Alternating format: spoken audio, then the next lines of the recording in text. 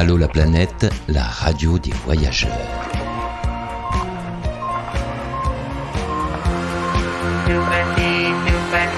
La planète.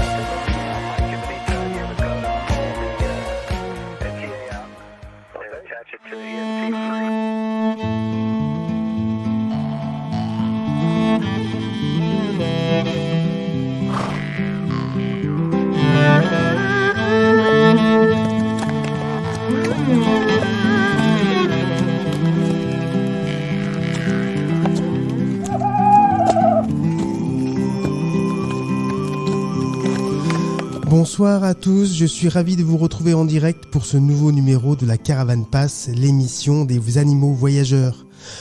Mon invité est une maman de 2 enfants, dont Mathieu, un garçon de 11 ans, atteint de troubles autistiques. Elle est partie en juillet dernier d'une petite commune de l'Hérault avec une ânesse. Direction Paris et plus précisément la Tour Eiffel, dans le but de sensibiliser la population à l'autisme. Un périple de plusieurs centaines de kilomètres, une véritable aventure humaine et associative que j'ai eu envie de vous faire partager ce soir. En fin d'émission, on retrouvera Mathilde pour sa chronique conseil. En attendant, si vous souhaitez réagir durant cette heure, n'hésitez pas à le faire en envoyant un message par SMS ou WhatsApp au 06 66 44 15 10 ou sur la page Facebook de l'émission La Caravane Passe. Bonsoir Alizée, bienvenue dans la caravane.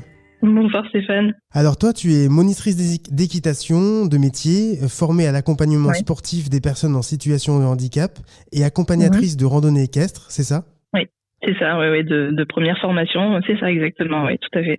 Mais alors pourquoi être partie avec un âne ? Pourquoi pas ? Pourquoi pas, certes. Non, alors en fait, il y a eu plusieurs choses qu'il a fallu réfléchir pour la préparation de ce périple. C'est vrai que pour voyager toute seule, ça aurait été sans doute plus simple de partir à cheval. En l'occurrence, là, l'idée, c'était de rencontrer du monde, d'aller énormément dans les villes, dans des endroits passants, d'être énormément à pied, pour avoir un contact qui était donc plus facile à pied. Et c'est vrai que, et pour ça, et le fait que j'ai au niveau santé aussi, j'ai une maladie auto-immune, donc le trajet, je le voulais aussi marchant beaucoup. Et marcher à côté d'un âne, enfin au pas de l'âne ou au pas du cheval, c'est pas du tout les mêmes rythmes. Ouais, c'est sûr. Ouais. L'âne est beaucoup plus lent, faut dire ce qui est aussi. Et donc pour ces 2 raisons et pour le contact humain où je savais que voilà, c'est beaucoup plus simple de caser un âne, on va dire, dans un jardin d'un particulier que de caser un gros cheval de 500 kilos. Donc en fait, au fur et à mesure de la préparation du trajet, quand j'ai resserré un petit peu toutes ces attentes-là, je me suis dit que l'âne, ça pouvait être vraiment la bonne solution pour allier et le contact humain et le côté marche, pour moi, santé, qui me paraissait le mieux, en fait. Voilà. Alors, entre l'âne et le cheval, tu as imaginé à un moment partir avec une mule ? Oui, c'est ça, un mulet. Un mulet ? Non. Ouais, ça s'est pas fait. On a vu le projet un petit peu s'avorter sur ça. Bon, il y a eu plusieurs conditions. On était en période Covid aussi, donc la préparation n'a pas pu se faire comme je l'entendais. Et effectivement, comme je le dis, il y avait aussi ce paramètre santé pour ma part là qui me faisait un petit peu défaut. Donc j'ai préféré revoir le projet complètement et y caler un truc qui puisse être vraiment plus adapté en termes de contact humain. Et je savais pas trop à quoi m'attendre. Parce que l'âne, au départ, c'est pas ma spécialité. Ouais. Loin de là. Pour dire même, je ne connaissais pas. J'avais fait un petit peu le sentier de Stevenson plus jeune avec mes parents. Voilà, mais bon, j'étais vraiment jeune, donc c'était la seule expérience, on peut dire, avec un âne que j'avais. Donc voilà, ça a été aussi une découverte pour moi, quelque part. Mais alors, ça représentait combien de kilomètres sur le papier, cet itinéraire ? Alors, sur le papier, au départ, on s'est... Pardon ? Presque 1 millier ? Non, moins. Au départ, on s'était dit 900, mais je devais partir la première année, je devais partir sur 3 mois. Et en fait, ce qui s'est passé, c'est que, cause Covid, l'année d'après, moi, je reprenais le travail d'AESH dans une école, donc j'avais que les 2 mois de vacances, juillet-août, pour mener à bien le projet. Donc, du coup, j'ai dû vraiment revoir les trajets et raccourcir un petit peu, surtout en fin de trajet. Bon, là où c'était un petit peu moins intéressant aussi, faut dire pour moi, au niveau des villes. Et donc du coup, on a fait 740, un peu plus de 740 km. Quoi. Ce qui est pas mal. C'est déjà bien. C'est top, c'est déjà carrément. très bien. Ouais. C'est déjà très bien, je confirme. Voilà. Alors raconte-nous la genèse de ce voyage. Pourquoi tu as eu envie de partir sur les routes avec un animal pour sensibiliser les gens à l'autisme? Ouais, donc moi je suis donc comme tu l'as dit maman de 2 enfants, dont mon petit garçon Mathieu qui a 11 ans et qui est autiste. En enseignant l'équitation aussi, et puis avec notre quotidien pour Mathieu, je me suis vite rendu compte qu'on avait des problématiques, toutes les familles concernées avec des enfants en situation de handicap, on avait des problématiques assez similaires. Et puis bon moi ça m'embête ce genre de choses. Je me suis dit c'est pas possible qu'on ait encore autant de choses à mettre en place, autant de choses choses à faire avancer. Et j'avais envie de faire un petit tour d'horizon et de rencontres pour voir si vraiment c'était un petit peu partout en France comme ça, et de recenser les besoins des familles aussi pour remonter ça un petit peu plus haut, en espérant que le fait de faire quelque chose qui sorte un petit peu de l'ordinaire, ça ferait bouger un petit peu nos dirigeants aussi en haut, et puis qu'on aurait une oreille du coup attentive à ce qu'on demandait, parce que quand on envoie une lettre, bien souvent on n'a pas de réponse ou peu de réponse. Hein. Voilà. Donc l'idée c'était de trouver un projet qui puisse entre guillemets réveiller un petit peu les médias aussi, et nous aider à porter ce projet jusqu'aux oreilles en haut du gouvernement pour recenser tout ça. Et l'idée de l'animal, forcément, par mon métier d'éducation, moi je savais aussi le bien-être de la médiation, si on peut dire comme ça, hein, de l'animal avec l'homme, et j'avais envie de véhiculer ça sur mon parcours. Et puis je savais aussi que c'est aussi des moyens de communication qui sont fous, quoi. Enfin, un marcheur tout seul, on va l'arrêter. D'ailleurs ça m'est arrivé, hein, parce que j'ai des petites périodes sans clémentine où je marchais toute seule et où les gens s'arrêtent moins du coup. Et par contre à chaque fois que j'avais Clémentine, c'était dingue, quoi. Les gens s'arrêtent tout de suite, viennent chercher le contact de l'ânesse d'abord, et du coup on engage tout de suite la conversation. Et sur ça je m'étais pas trompée, ça a été vraiment un facteur de communication super.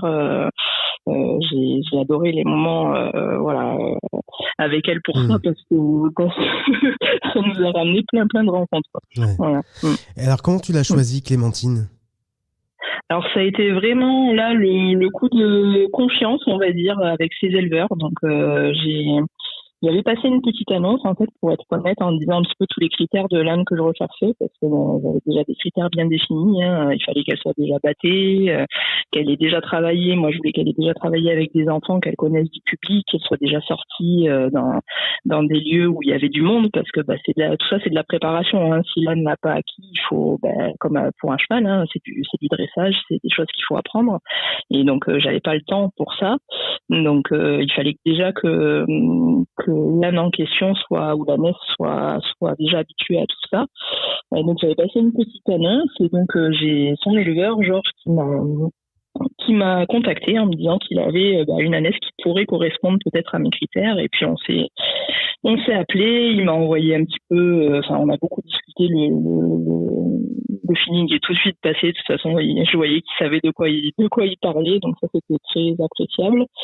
Il m'a envoyé des photos, des vidéos, des choses que Clémentine avait déjà faites, hein.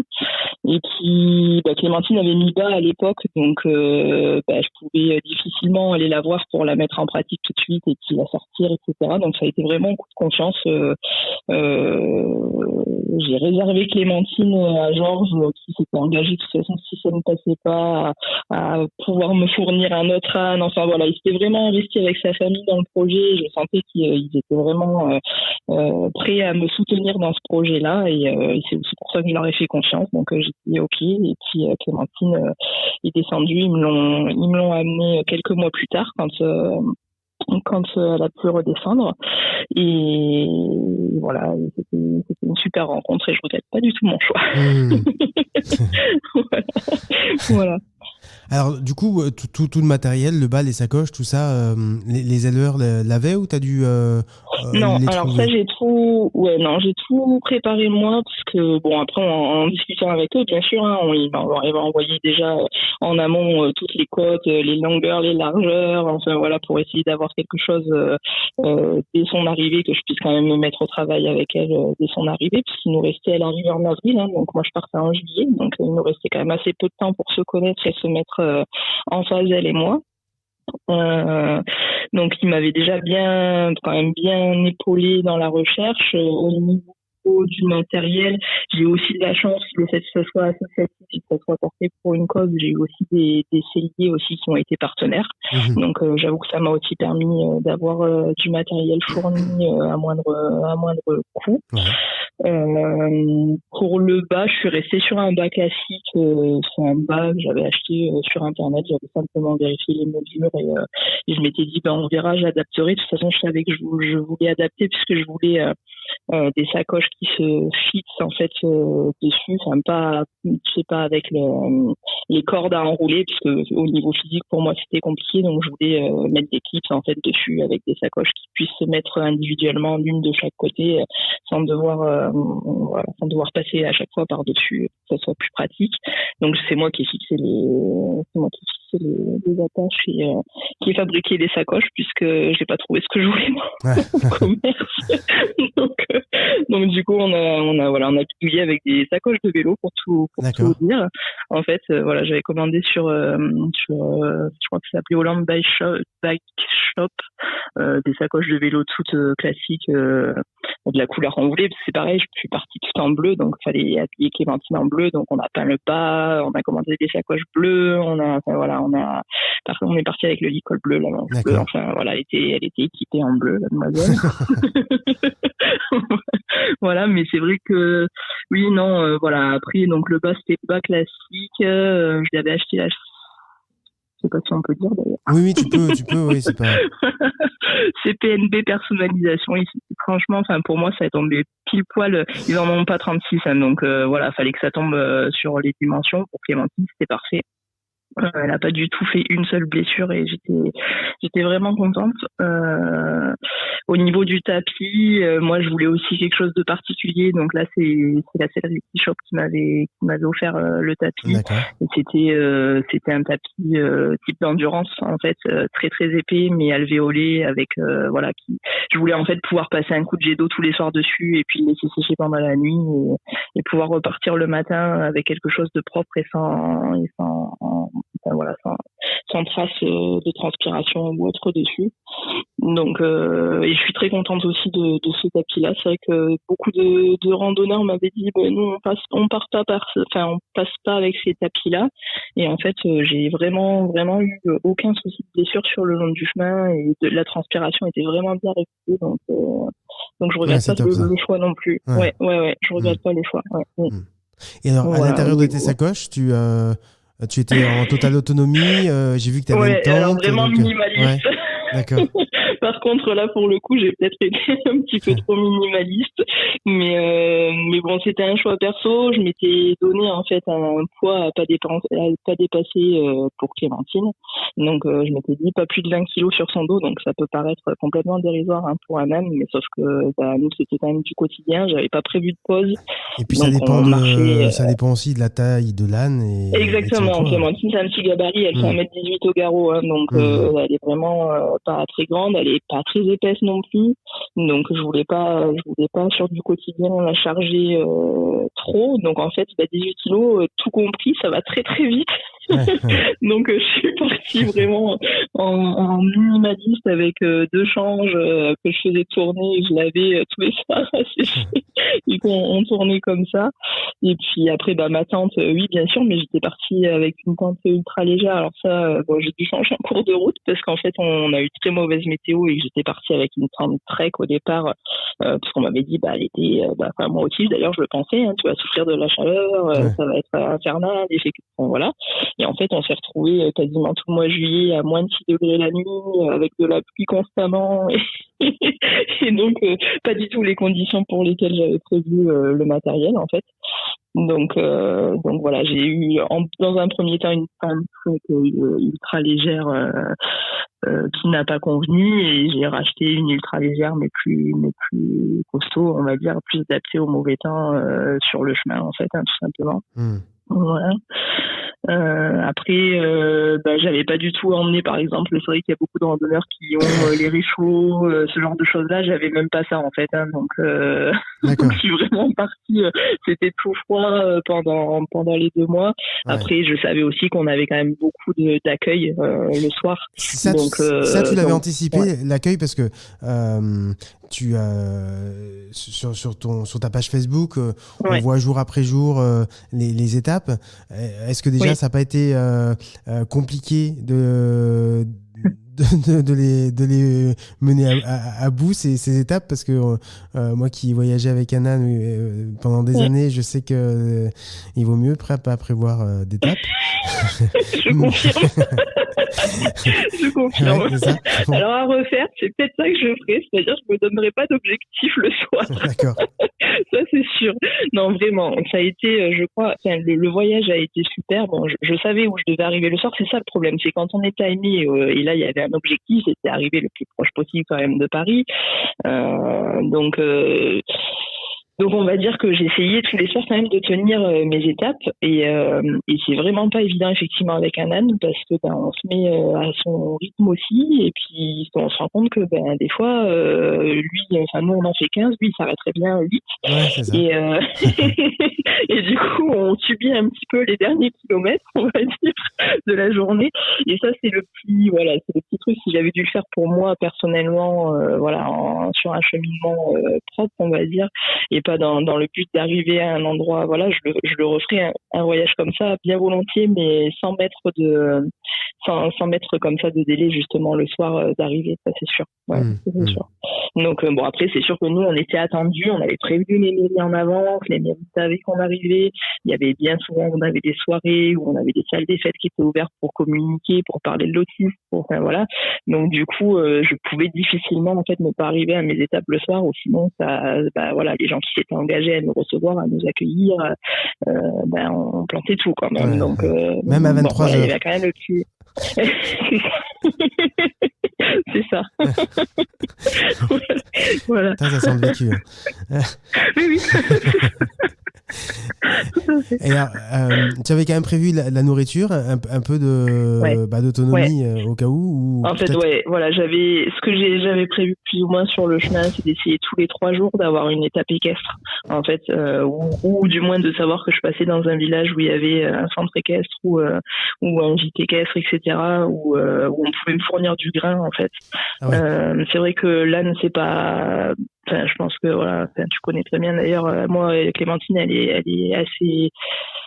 Elle a besoin d'assez peu finalement, on va dire, tout ce qu'elle consommait, puis on prenait le temps, donc voilà. Et puis bon, le soir, moi j'ai pris des piquets qui se dépliaient avec la clôture, donc elle avait quand même la possibilité, je lui trouvais toujours quand même un petit bout de terrain où elle pouvait manger quand même pendant la nuit, donc ça lui a globalement suffi, mais je voulais quand même la compléter parce que on est quand même sur du long périple, c'est pas une semaine, là c'était 2 mois, donc du coup, c'est vrai que tous les 3 jours, j'essayais de trouver, et puis elle portait sur elle l'équivalent de 3 jours à peu près de ration que je lui donnais le soir, un petit peu le matin avant de partir, quoi. Voilà. Et alors toi, t'as tenu le coup, parce qu'on parle de l'âne qui s'est pas arrêté pendant ces 2 mois, puisque pas de journée de repos, mais toi c'était pas trop physique. Dur, ouais. si, c'était physique, même mais à 3 je pense que le km/h. pire. Ouais, complètement, même à 3 km/h, Je vais dire surtout à 3 km/h, en fait. Ouais, Et ben peut-être, oui, c'est vrai, peut-être, parce que finalement, oui, c'est vrai. Le temps, après, bon, il y a des bons côtés, hein, parce que là, effectivement, j'avais vraiment le temps de rencontrer du monde. Donc, voilà, j'ai quand même fait pas mal de chemins de randonnée où il y avait quand même un petit peu de monde cet été, malgré le temps. Donc, ça m'a quand même permis de rencontrer du monde. Mais c'est vrai que le temps peut paraître des fois un peu long. Cela dit, je trouve que, enfin, bon, moi, ça m'a fait du bien personnellement. Voilà, ça m'a permis aussi de me retrouver. Enfin, voilà, de prendre un autre rythme de notre vie effrénée. On est toujours à courir à 400 à l'heure. Là, on court pas, on marche et puis on arrive quand même au bout et c'est plutôt agréable comme sensation. Donc voilà, non, ouais, voilà. Ça m'a redonné, enfin, ça m'a réappris à prendre le temps des choses et puis à pas être fixé justement, voilà, sur si on voulait prendre une grosse pause le midi parce qu'on avait besoin, on faisait. Et puis si ça se passait bien, puis c'était un peu moins sympa sur une journée, on avançait plus vite. Et puis bon, voilà, ça s'est plutôt bien goupillé. Après, le plus dur pour moi, ça a été le temps, vraiment, les fraîcheurs, l'humidité constante qu'on a eue sur juillet.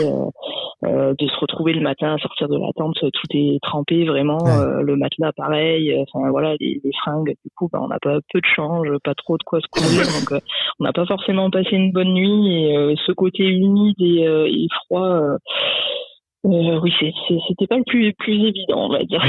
Le bivouac, voilà. Ça représentait combien de nuits par rapport à l'ensemble?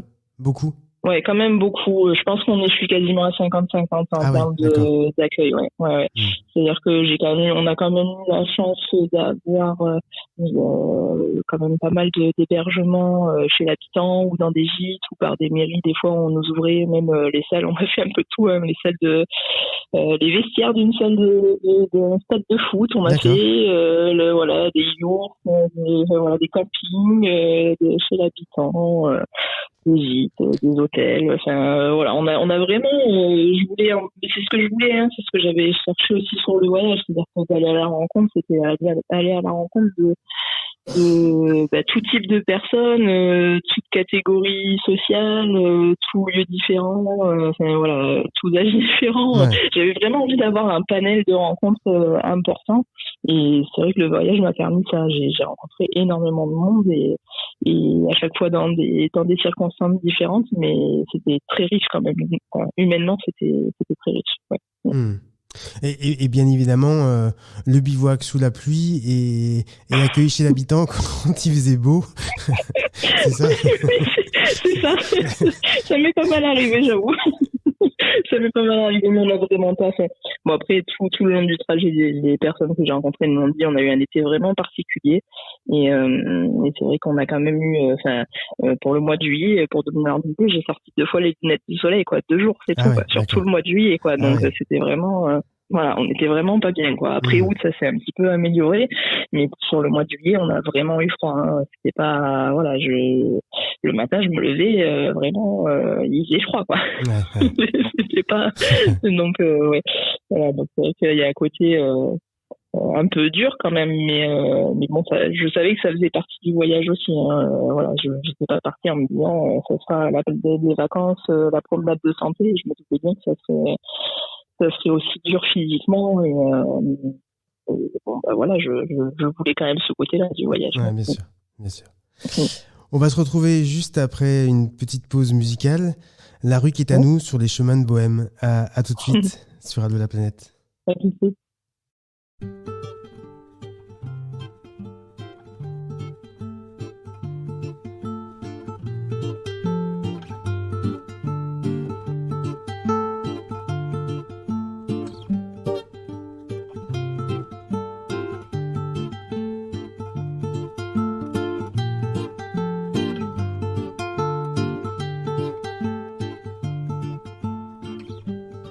Sur les chemins de la Bohème, j'ai croisé le bout du monde. Des petits matins au café crème, où je taxais ma première blonde. Avant de partir, le pouce en l'air, à l'autre bout du monde. Avant de partir le pouce en l'air, à l'autre bout du monde. Sur les chemins de la Bohème, j'ai croisé la neige et le soleil. Une fille qui m'a dit je t'aime, un soir où elle n'avait pas sommeil. Avant de partir, le cœur en l'air, à l'autre bout du monde. Avant de partir, le cœur en l'air, à l'autre bout du monde. Sur les chemins de la Bohème, j'ai parlé des langues étrangères, mais pas poursuivez un poème. Je me suis lavé à l'eau de mer avant de chanter des mots en l'air sur des musiques vagabondes. Avant de chanter des mots en l'air sur des musiques vagabondes.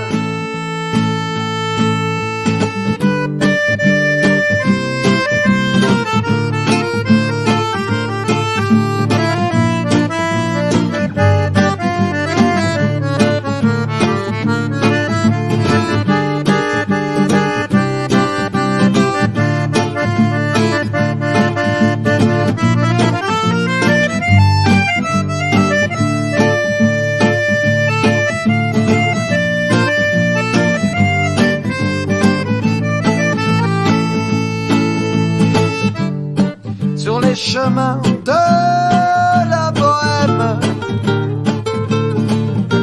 on m'a chouravé ma guitare. Un vieil homme m'a donné la sienne en me racontant son histoire. Et je lui dédierai cet air à l'autre bout du monde. Et je lui dédierai cet air à l'autre bout du monde.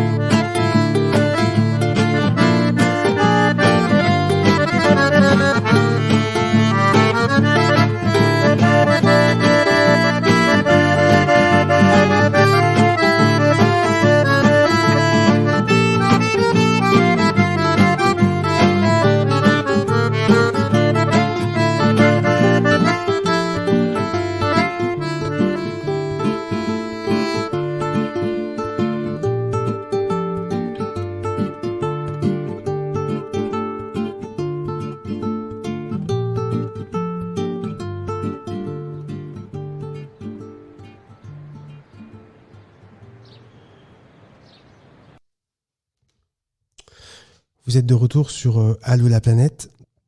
On est avec Alizée qui nous parle de son voyage avec une ânesse.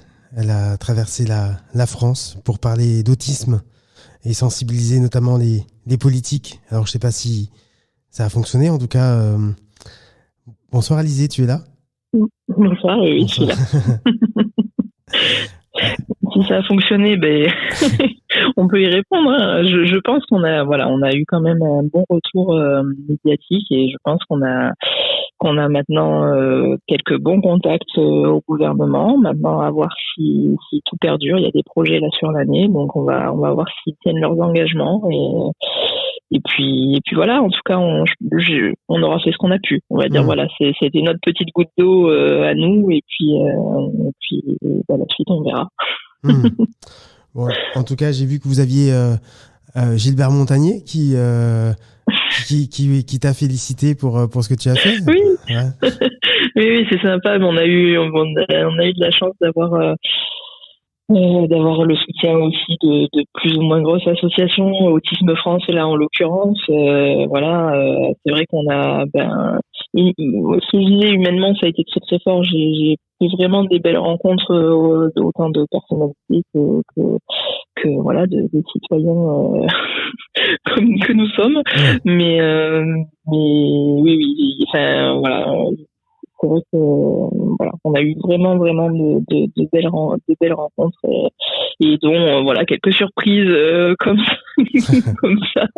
Mais on en a eu pas mal sur le chemin et c'était vraiment agréable quoi de voir que tout le monde se mobilise quand même, les choses changent, les mentalités quand même évoluent et bon faut continuer dans ce sens-là. Hein. Tout n'est pas fait loin de là, mais j'ai vu quand même que voilà les gens étaient ouverts et en tout cas chaque soir où on s'est arrêté, où on a parlé, ou chaque jour, j'ai toujours eu de l'écoute et des gens bienveillants en fait. Alors ça, j'ai trouvé ça super parce que c'était pas forcément ce que je pensais au début du voyage. Je m'étais dit qu'il y aurait sûrement des freins et puis pas forcément des accueils tout le temps chaleureux. En plus, on sortait d'une période un petit peu individualiste là, avec le Covid.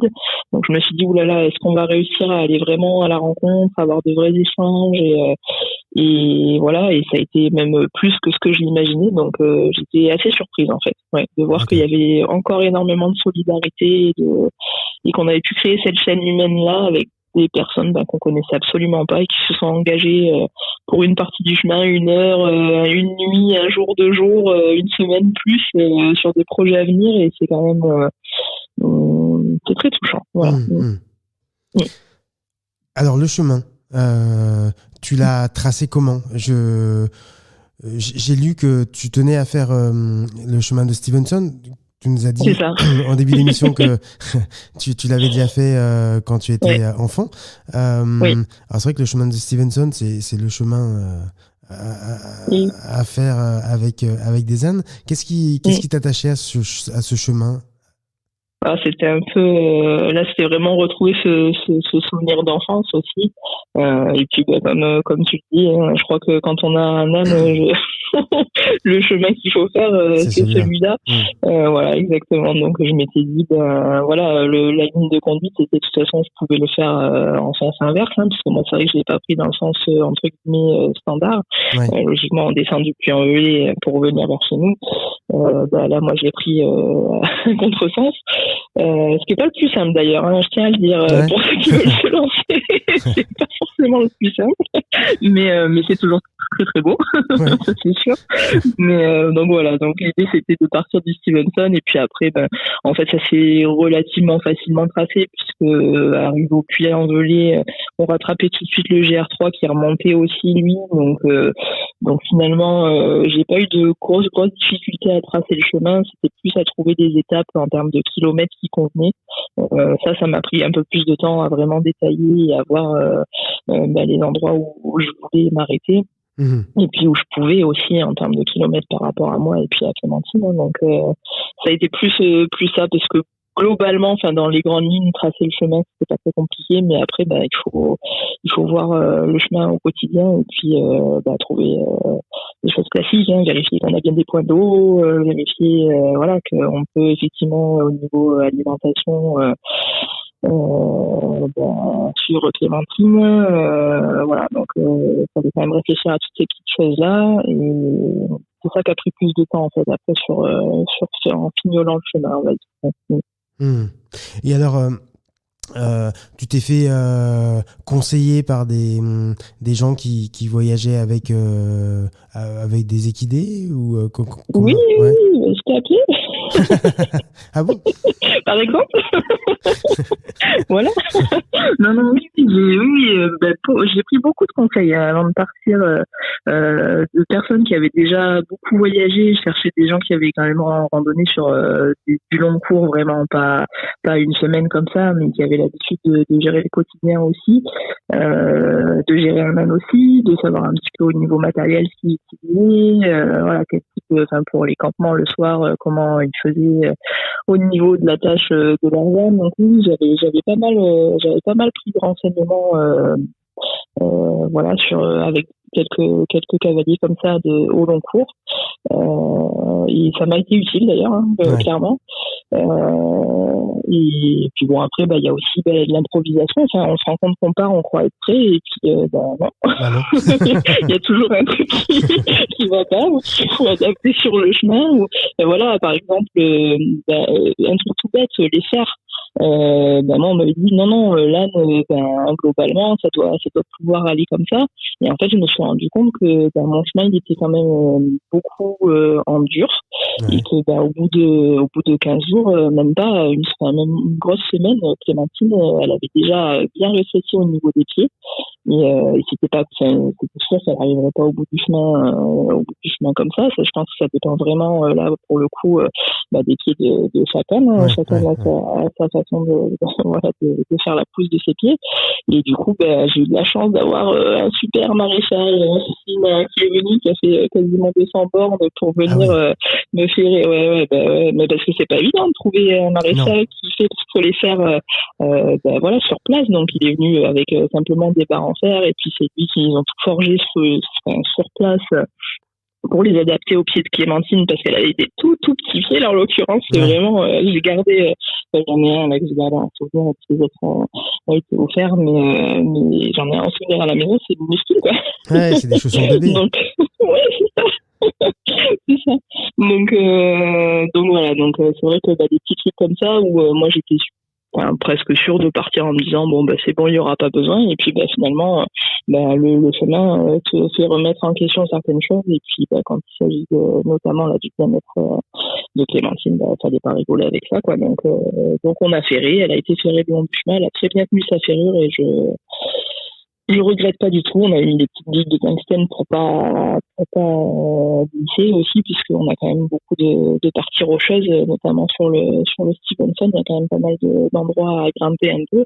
Donc du coup, il a fallu la ferrer. C'est des petits trucs que j'avais pas forcément. Enfin, j'avais anticipé. Je savais que j'avais sur le chemin, j'avais quand même le nom des maréchaux. J'avais quand même le contact du coup avec mon maréchal qui m'avait dit tant que t'es pas trop loin, je ferai l'aller-retour. Ouais. Bon, j'étais très loin, il a fait l'aller-retour. Mais c'est génial. Ça fait partie aussi de la solidarité du voyage. Et voilà, donc voilà. Donc, et surtout, alors, il y a très peu de maréchaux qui viennent s'occuper des ânes, parce que pour eux. Oui, complètement. C'est vrai qu'en plus, ça n'a pas très bonne réputation. Ah non. Les maréchaux chez les ânes, ça a aussi mauvaise réputation, faut le savoir. Hein. Oui. Je crois qu'ils s'aiment pas trop, c'est réciproque en fait. Oui, mais je comprends, et j'avoue que oui, les Clémentine est assez chippie là-dessus. En plus, il faut dire ce qui est, il a eu beaucoup de patience. c'est sûr, parce que vraiment, elle se laisse tout, mais vraiment, c'est une ânesse, je crois, voilà, bon, maintenant elle a vu beaucoup de choses aussi, donc elle est peu impressionnable, et elle se laisse faire pour beaucoup de choses, mais les pieds, c'est vraiment pas son fort. J'avoue, j'ai beau y travailler, c'est pas gagné du tout encore, donc c'est l'apprentissage quotidien encore. Mais bon, c'est son petit défaut, on peut pas être parfait. Hein. Non, c'est clair. Voilà. J'aimerais que tu nous parles un peu de ces rencontres que tu as faites pendant le voyage. Tu le disais aussi en début d'émission, avoir un âne, ça t'a ouvert des portes. Comment est-ce que tu imaginais ça avec un âne? Non, je pense que de toute façon, j'imaginais quand même pas beaucoup de mon voyage finalement. Et puis je m'étais aussi mis comme comme ligne de conduite un petit peu de pas trop le projeter, c'est-à-dire que je projetais le côté matériel vraiment, où là j'essayais de pas faire de bourde trop pour pas avoir trop à changer, et pourtant malgré tout, ben voilà, il suffit que le temps change et on réadapte. Mais j'essayais humainement de pas trop m'imaginer ce voyage pour pas avoir de déception non plus, parce que quand on est trop dans la projection, ben on peut aussi attendre trop de choses qui ne viennent pas durant un long voyage comme ça, et ça peut être aussi, je pense, décevant. Donc j'avais pas trop envie de projeter le côté humain, et c'est vrai que je me doutais quand même qu'il y aurait un facteur Clémentine qui amènerait forcément des rencontres. Maintenant, je le dis souvent en petite anecdote, mais je le redis parce que c'est quand même assez marquant. Par exemple, quand je me baladais avec Clémentine sur les chemins, souvent on m'arrêtait et puis on me demandait si mon ânesse elle avait pas bu. Et avant même de me demander si moi j'avais encore à boire. Mais souvent c'était est-ce que elle a bu, elle a pas soif. Et sur les premiers temps, ça m'a étonné, mais après je me suis habituée, et c'était vraiment d'abord Clémentine et puis après moi, et bon, ce qui en soi me convient, et c'est un peu ça, hein, voyager aussi avec un animal. C'est vrai que le soir, même si j'avais des super accueils des fois qui pouvaient être proposés, il y a des moments où j'ai pas pu, on a dû se déplacer Clémentine parce que les conditions pour elle étaient pas bonnes. Et c'est vrai que quand on voyage avec un animal, on peut pas dire on met de côté le bien-être de l'animal ce soir-là parce qu'on a envie d'être au chaud à tel endroit, et que ça aurait été bien d'avoir le lit ce soir. C'est ça. Voilà, donc c'est d'abord elle. Et voilà, donc c'est vrai que ça a demandé des aménagements, mais en même temps elle m'a fait quand même vraiment rencontrer énormément de monde. Voilà, c'est des choses, quand je dis la solidarité, des fois, c'est des petites choses. Je me souviens, j'ai en tête un monsieur qui était absolument adorable, Gilles, d'ailleurs, je peux le nommer, hein, si tu nous entends, Gilles, merci. Voilà. Où je dormais dans un champ, et puis le matin, je devais repartir vraiment de bonne heure, donc je décollais à 6h. Et donc, il m'avait demandé la veille, à quelle heure? J'ai dit, 6h, oui, je me m'attendais pas du tout à les revoir, et puis la nuit, j'ai gelé toute la nuit, il avait fait un froid épouvantable, une humidité de folie, et le matin, avant de plier, je plie ma tente, et puis avant de partir, il était 6h moins 5, je vois la camionnette de Gilles arriver avec sa compagne, avec le thermos de café chaud, en disant on n'a pas pu te laisser repartir comme ça, c'était pas possible, il fallait que tu boives quelque chose de chaud avant de partir, on a pensé à toi toute la nuit, on avait froid, enfin bon bref, et voilà, et des gens fabuleux qui ont proposé, des fois même ils débattaient Clémentine, ils me portaient le bas de Clémentine d'une étape à une autre pour qu'on puisse marcher sereinement sans les bagages, et qu'elle soit légère. C'est des petits gestes aussi du quotidien. La solidarité, ça a été pas forcément que l'accueil. Souvent on pense solidarité, on pense accueil le soir dans un lit bien chaud. C'est sûr que ça en fait partie. C'était très agréable, mais voilà, il y a ces petites choses-là, un sandwich échangé à midi, ou un moment partagé comme ça sur le chemin avec des randonneurs qu'on connaît pas, puis on fait la pause midi, voilà. C'est hyper, c'est ça, c'est hyper chaleureux, réconfortant, exactement. Ça donne du baume au cœur, quoi. Voilà, donc, ouais. Tu as gardé quelques contacts de ces... Ouais. Ouais. Assez d'ailleurs, assez nombreux quand même. Alors il y en a non, hein, bien sûr, il y a des personnes que j'ai vues comme ça et que je reverrai plus parce que c'était des personnes de passage. Mais j'ai pas mal de contacts et de gens avec qui je suis restée, et je pense que j'aurai très plaisir à revoir et à refaire peut-être un autre voyage, peut-être emmener mes loulous aussi, mes enfants, et puis présenter la famille. Des gens qui se sont aussi investis dans un projet global. Souvent on me demande de mes nouvelles, on demande des nouvelles de Clémentine, on demande des nouvelles de Mathieu, de ma fille. Enfin voilà, c'est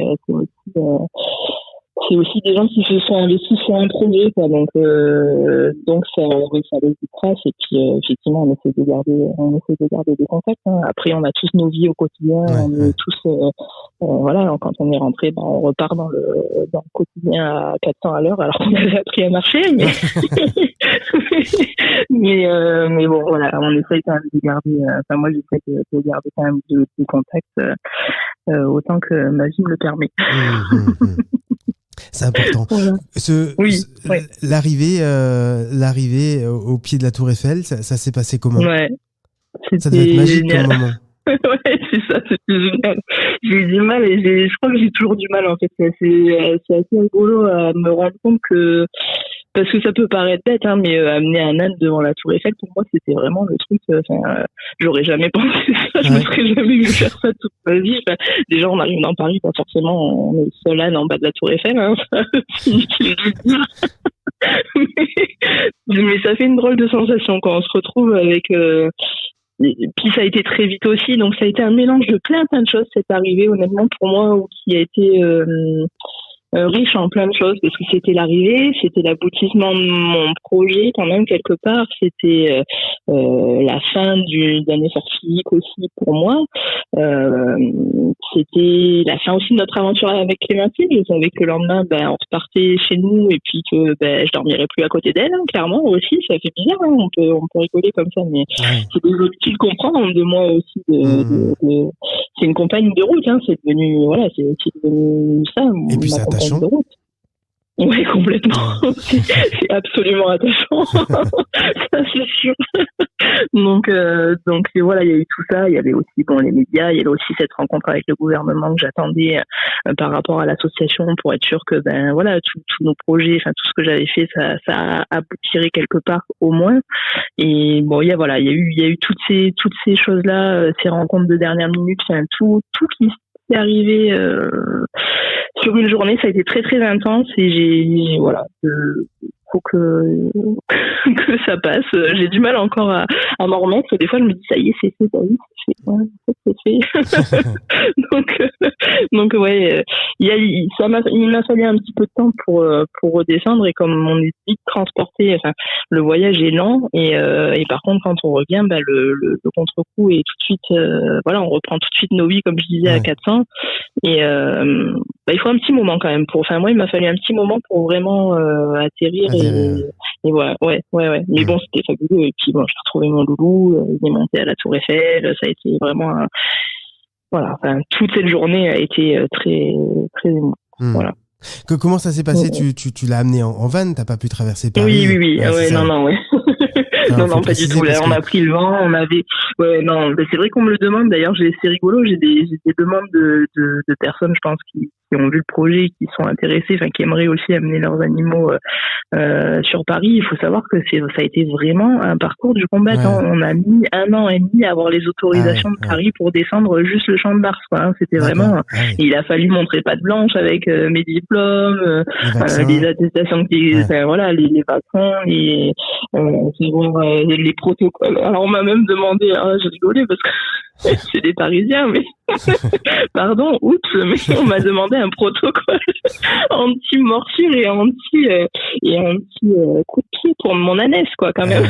Alors qu'est-ce que j'allais répondre à ça? Donc j'ai dit qu'on laisserait pas s'approcher les gens. Bon, ils sont venus caresser Clémentine parce que voilà, mais bon voilà, c'était très très très, on nous a demandé énormément et on a eu, pour la petite anecdote quand même, on a eu l'accord de la préfecture la veille de mon arrivée sur Paris. C'est-à-dire que jusqu'au dernier moment, moi je disais on y va, et je voulais pas lâcher le morceau. Enfin voilà, je voulais vraiment y être, et dans ma tête, de toute façon, c'était pas concevable qu'on ait fait tout ça et qu'on puisse pas nous laisser arriver à la Tour Eiffel. Mais honnêtement, la veille, on a eu l'autorisation. À un jour près, on pouvait pas descendre sur la tour, le Champ de Mars, quoi. On n'était pas à la Tour Eiffel, quoi. Donc ça a été aussi beaucoup de stress et ça s'est pas fait très très simplement, l'arrivée à Paris, là, il faut le dire. Mais bon, voilà. Tout de suite, on va retrouver Mathilde et sa chronique, et puis on se retrouve juste après. Ça marche.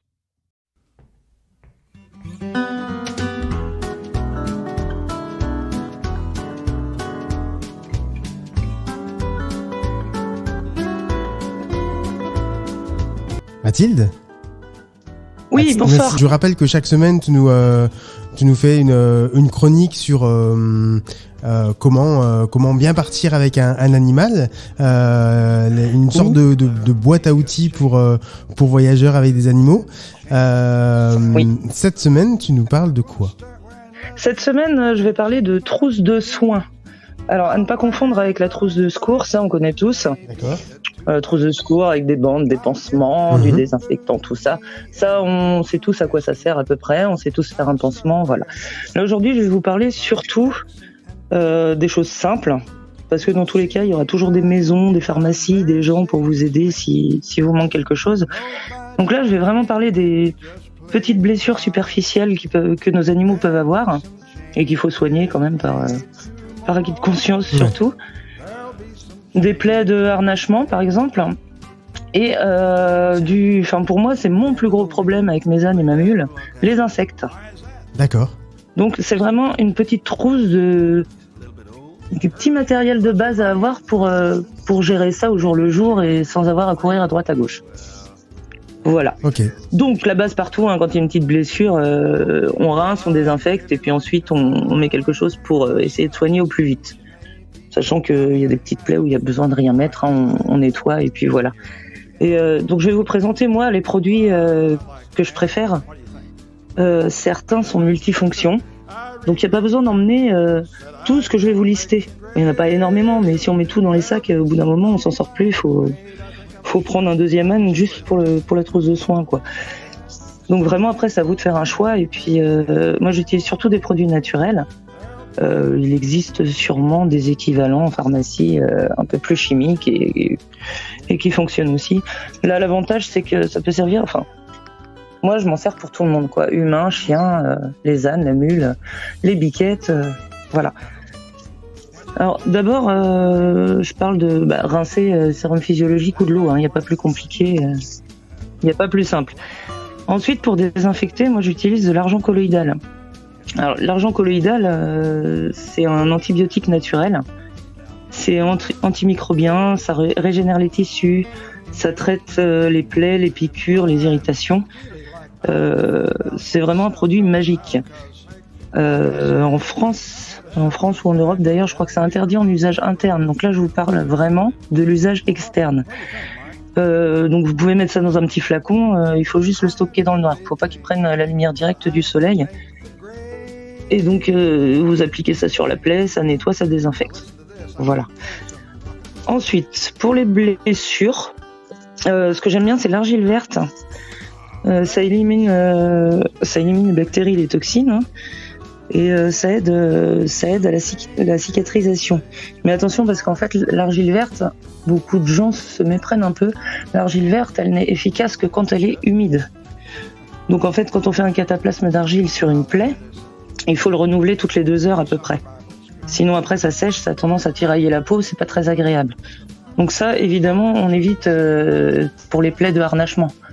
Parce que ça fait une petite croûte, comme de la terre, quoi, comme si on brossait pas après une roulade dans la terre et qu'on mettait le bas directement. Donc là, c'est un truc à refaire des blessures par-dessus. Multifonction, là, l'huile de coco. Alors l'huile de coco, j'aime bien. Déjà, ça sent bon, c'est agréable. Donc c'est antibactérien, c'est cicatrisant et c'est gras. Donc ça fait pas de tiraillement sur les plaies au fur et à mesure de la cicatrisation. Donc pour les plaies de harnachement, ça peut être pas mal.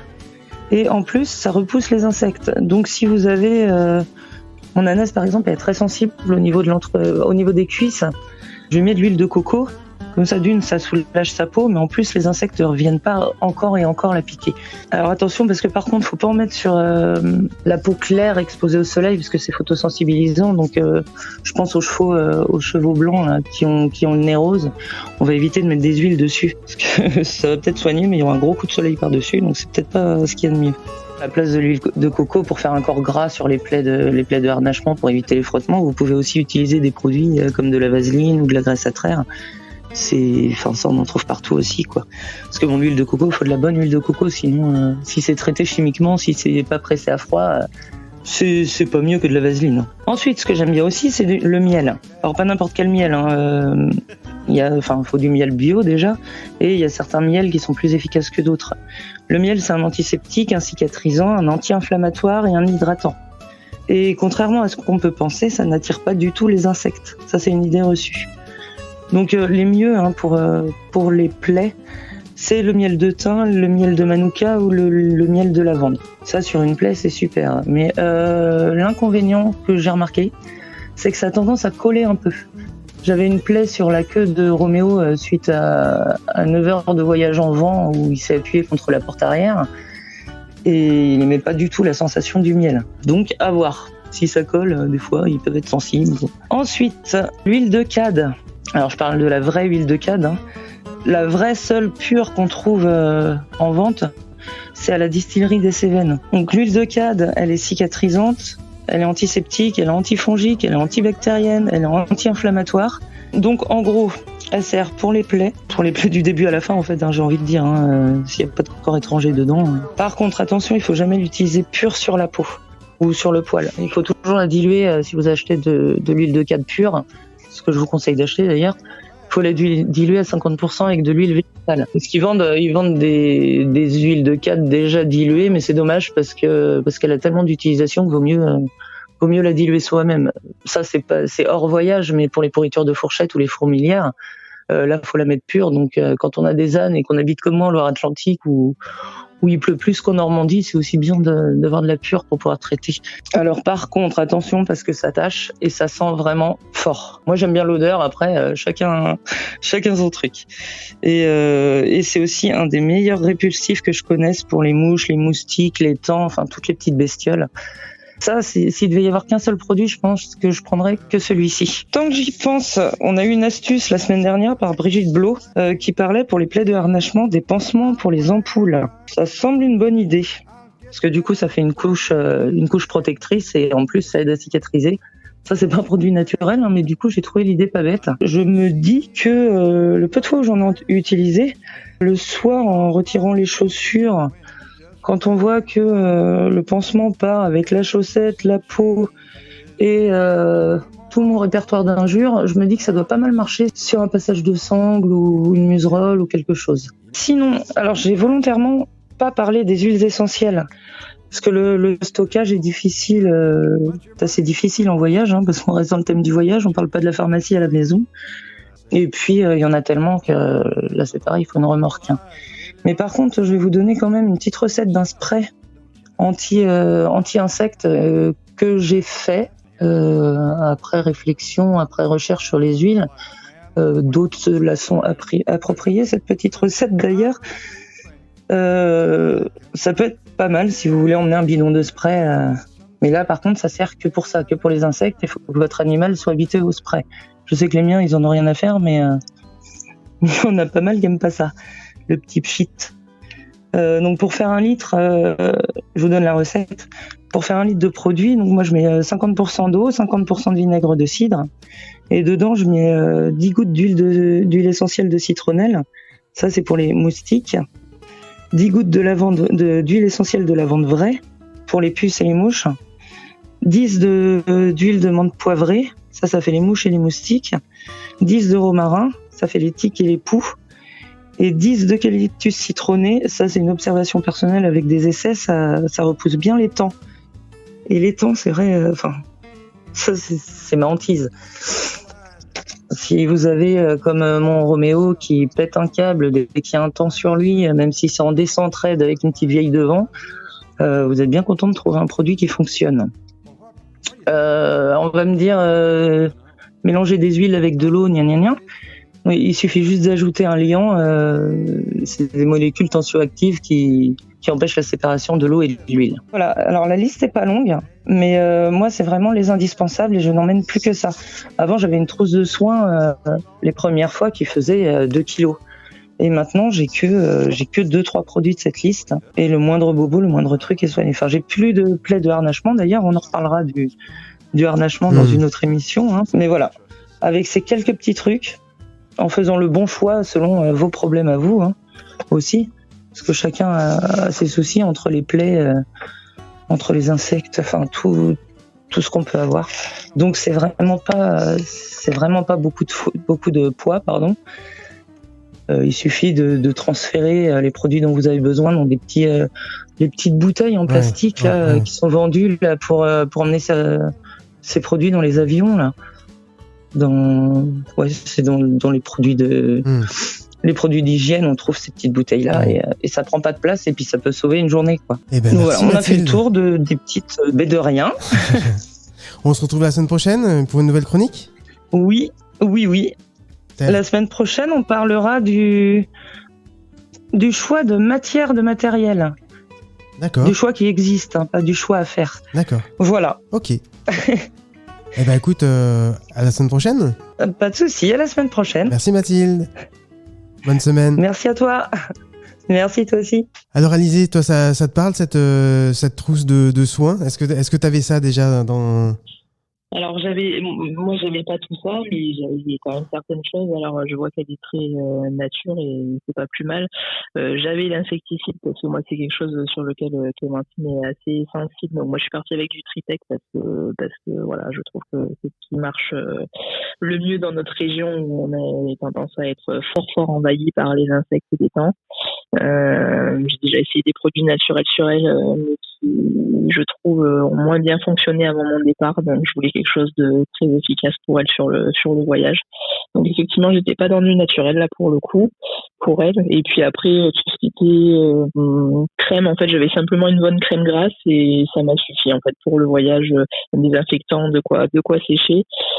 Et j'avais pris une bonne crème grasse et honnêtement, j'ai eu de la chance, mais j'ai pas eu du tout de pépins de matériel, ni de bobos. Un petit peu à la fin, ça a commencé sur le glycol. Je pense qu'à refaire, je changerai de la matière du glycol. J'étais restée sur un glycol synthétique pour garder la couleur bleue.